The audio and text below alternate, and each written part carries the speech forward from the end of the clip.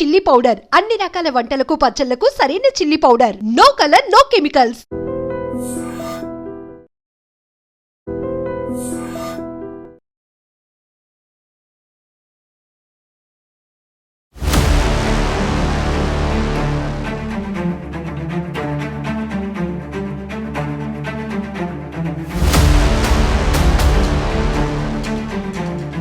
Big breaking ఇది. ఎందుకంటే అహ్మదాబాద్లో జరిగినటువంటి ఏరోప్లేన్ ఇన్సిడెంట్ని మనం ఎవ్వరం కూడా మర్చిపోలేదు. 270 మందికి పైగా ఆ విమాన ప్రమాదంలో ఎట్లా చనిపోయినరు, DNA టెస్ట్ చేస్తే కానీ వాళ్ళు ఎవరు ఏంటి తెలియనటువంటి పరిస్థితి ఉండే. సో మళ్ళా ఎన్ని ఇన్సిడెంట్స్ అయినాయో, ఒకదానికేమో ఇంజన్ ఫెయిల్యూర్ అని, ఇంకొకటేమో టెక్నికల్ ఫెయిల్యూర్ అని, ఇట్లా చాలా విమానాల్ని ఎమర్జెన్సీ ల్యాండింగ్ రోజుకి మినిమం ఒక్కటన్నా చేస్తున్న సిచ్యువేషన్ ఇప్పటికీ కూడా కనిపిస్తుంది.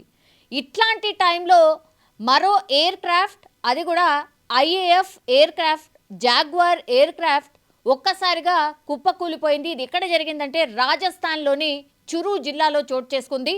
చురు జిల్లాలో మారుమూల గ్రామ ప్రాంతాల్లో ఈ IAF జాగ్వార్ ఎయిర్ క్రాఫ్ట్ కుప్పకూలిపోయినటువంటి పరిస్థితి. అందులో ఒక ఇద్దరు పైలట్స్ ట్రావెల్ చేస్తూ ఉన్నారు. మరి ఏం జరిగింది ఏంటి అనేది తెలియదు, కానీ ఒక్కసారిగా ఆ శకలాల్ని మనం స్పష్టంగా చూడొచ్చు. అక్కడ గ్రామంలో పంట పొలాల మధ్యలో రాజస్థాన్లోని చురు జిల్లాలో ఒక్కసారిగా పడిపోయినటువంటి పరిస్థితి. అండ్ చాలా చిన్న చిన్న ముక్కలు కూడా మనకు కనిపిస్తున్నాయి. అంటే ఇది ఎంత పెద్ద బ్లాస్టో మనకు అర్థమవుతోంది. ఇప్పుడు ఈ IAF జాగ్వార్ ఎయిర్ క్రాఫ్ట్ యొక్క స్పెషాలిటీ ఏంటంటే చాలా అంటే కింది నుంచి ఇది వెళ్తుంది. అట్లాగే ఇది ఒక యుద్ధ విమానం కూడా కావడం, అట్లాగే ఏదైనా అంటే యుద్ధంలో ఖచ్చితంగా వాడేటటువంటి ఎయిర్ క్రాఫ్ట్ ఇది అన్నటువంటి ఇన్ఫర్మేషన్ కూడా మనకైతే అందుతోంది. సో చాలా కింది నుంచి ఇది ట్రావెల్ చేస్తుంది ఒకటి, అండ్ ఒక్కసారి టార్గెట్ని ఫిక్స్ చేస్తే అది ఫినిష్ చేస్తుంది అనేది దీని యొక్క స్పెషాలిటీ. ఈ మధ్యకాలంలో మనకు తెలుసు ఇండియా పాకిస్తాన్ యుద్ధ వాతావరణం ఉన్నటువంటి సిచ్యువేషన్స్లో చాలా ఎయిర్ క్రాఫ్ట్లని మనం యూస్ చేసాం. ఇంకోటి ఏంటంటే ఆ టైంలో యూస్ చేసినటువంటి ఎయిర్ క్రాఫ్ట్ యొక్క స్పెషాలిటీస్ ఏంది, ఏమేమి యూస్ చేసాం, ఏవేవి కుప్పకూలిపోయినాయి, ఇట్లాంటి వార్తలు రకరకాలుగా వచ్చాయి. అయితే ఇప్పుడు యుద్ధానికి సిద్ధమవుతున్నటువంటి టైంలో కొన్ని ఎయిర్ క్రాఫ్ట్లని ఈ యుద్ధానికి సన్నద్ధమవుతున్నటువంటి టైంలో ఈ పైలట్లు ఎవరైతే ట్రైనప్ అయి ఉంటారో ఈ ట్రైనప్ చేయడానికని యూస్ చేసే ఎయిర్ క్రాఫ్ట్ అనేసి కూడా మనకైతే ఇన్ఫర్మేషన్ అందుతోంది. IAF జాగ్వార్ ఎయిర్ క్రాఫ్ట్ ఇది పైలట్కి సంబంధించి శిక్షణ కూడా ఇచ్చే విమానంగా చెప్తూ ఉన్నారు. కానీ దీంట్లో మరి సాంకేతిక సమస్య ఏమొచ్చింది, 2016, 17, 18, 19 వరుసగా ఈ 4 సంవత్సరాల్లో ఈ ఎయిర్ క్రాఫ్ట్కి సంబంధించి సాంకేతిక సమస్యలు వచ్చాయనేది, అండ్ ఇట్లనే ఈ ఎయిర్ క్రాఫ్ట్ ఒకసారేమో ఇంజిన్ ఫెయిల్యూర్ అయి పూర్తిగా కుప్పకూలిపోయింది. అప్పుడు పైలట్లు మాత్రం రెస్క్యూ అయిపోయినారు, అంటే బయటకు వచ్చేసిండ్రు, పారాషూట్ ద్వారా బయటకు వచ్చినటువంటి పరిస్థితి.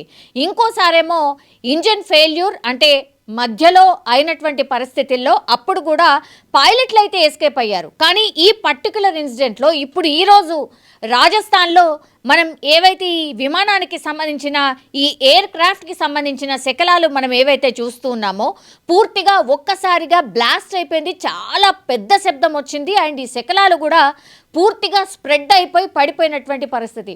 అప్పుడు ఆ టైంలో వీళ్ళందరూ అంటే ఇది ఒక గ్రామం కావడంతో చాలామంది పంట పొలాల్లో పని చేసుకున్నటువంటి టైంలో ఈ సంఘటన అయితే జరిగింది. ఒక్కసారిగా భయంతో పరుగులు తీశారు. ఇప్పుడేమో ఆ గ్రామస్తులు పూర్తి స్థాయిలో ఆందోళన వ్యక్తం చేస్తూ ఉన్నారు. ఇట్లా ఈ ఎయిర్ క్రాఫ్ట్ మేము పని చేసుకునే దగ్గర పడడం ఏంటి, మా మీద పడ్డం ఏంటి, మేము త్రుటిలో తప్పించుకున్నాము ఏంటి అని అక్కడికి వచ్చిన అధికారులకైతే ప్రశ్నలు కురిపిస్తున్నటువంటి సిచ్యువేషన్.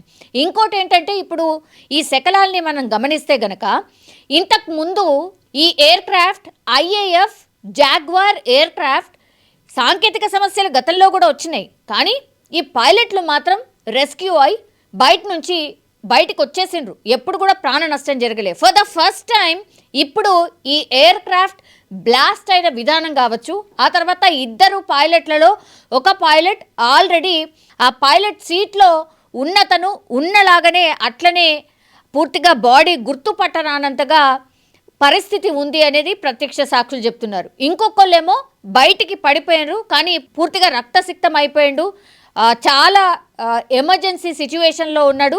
వెంటనే అతన్ని దగ్గరలో ఉన్నటువంటి హాస్పిటల్కి ఫోన్ చేసి హాస్పిటల్కి తరలించినటువంటి పరిస్థితి కనిపిస్తోంది. సో ఇందులో ఇప్పుడు ఎవరైతే ఎస్కేప్ అయినరో పైలట్, ఎవరైతే ఈ హాస్పిటల్కి తరలించినరో ఆయన పరిస్థితి కూడా విషమంగా ఉన్నట్టు చెప్తూ ఉన్నారు. ఇప్పుడు ఈ ఎయిర్ క్రాఫ్ట్కి సంబంధించిన శకలాలు ఏవైతే ఉన్నాయో, బ్లాస్ట్ ఎక్కడైతే జరిగిందో ఆ ప్రాంతాన్ని కూడా పూర్తిగా ఈ ఎయిర్ ఫోర్స్కి సంబంధించిన సిబ్బంది, అధికారులు కావచ్చు, పూర్తిగా స్వాధీనం చేసుకున్నారు. అసలు ఈ ఇన్సిడెంట్ జరగడానికి రీజన్ ఏంటి? గతంలో ఎప్పుడు కూడా ఇట్లా పైలట్లు మరణించిన సందర్భం లేదు. అండ్ ఇంత పెద్ద బ్లాస్ట్ జరిగి అసలు విమాన శకలాలు కనబడకుండా అసలు దూరంగా చిన్న చిన్న ముక్కలుగా పడిపోవడం ఏంటి? అసలు లోపం ఎక్కడుంది? రీజన్ ఏంటి? న్యాచురల్గా జరిగినటువంటి ఇన్సిడెంటా, లేకపోతే సాంకేతిక లోపం ద్వారానా, ఏమై ఉంటుంది అనేది పూర్తిగా క్షుణ్ణంగా పరిశీలించేందుకు గాను అధికారులు పూర్తి స్థాయిలో ఆ ప్లేస్నంతా కూడా స్వాధీనం చేసుకున్నారు. గ్రామస్తులు వాళ్ళ పంట పొలాలైనా సరే మీరు దూరంగా వెళ్ళిపోండి అని అక్కడ ఉన్నటువంటి ప్రదేశాన్ని పూర్తిగా ఖాళీ చేయించారు. ఎందుకంటే ప్రతి క్లూ కూడా very very important.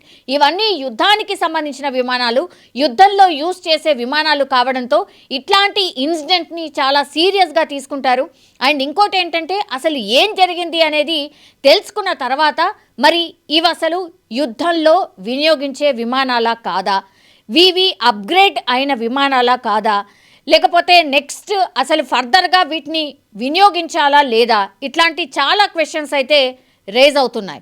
So Rajasthan చురు దగ్గర ఒక్కసారిగా ఈ ఎయిర్ క్రాఫ్ట్ కుప్పకూలడంతో మరోసారి ఏం జరుగుతోంది, మరోసారి ఈ ఏరోప్లేన్లకు సంబంధించిన విషయం మరోసారి వెలుగులోకి వచ్చింది అనుకోవచ్చు. ఆర్ ఏరోప్లేన్ ఇన్సిడెంట్స్ ఇట్లా వరుసగా ఎందుకు జరుగుతున్నాయనే క్వశ్చన్ మాత్రం పెద్ద ఎత్తున రేజ్ అవుతోంది.